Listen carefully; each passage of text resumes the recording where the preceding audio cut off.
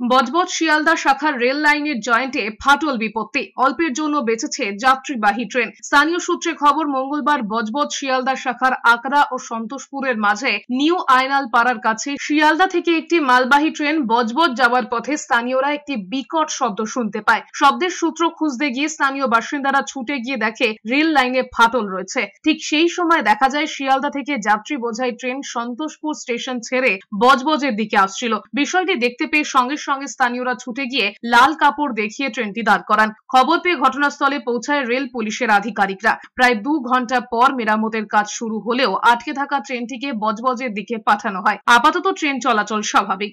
মালগাড়ি গেল, মালগাড়ি যাওয়ার পরে আওয়াজ হলো, আওয়াজ হওয়ার পরে দেখলাম কি ব্যাপার, কি ভাইলো, কি গাড়িগুলো বাস ভেঙে পড়লো না কি ভেঙে পড়লো। গিয়ে দেখলাম যে মোটামুটি জয়েন্ট থেকে ছেড়ে গেছে।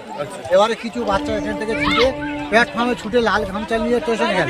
স্টেশনের টিট কান্ডারে বলা হলো যে এই জায়গাটায় আমাদের একটা পার্টি হয়ে গেছে।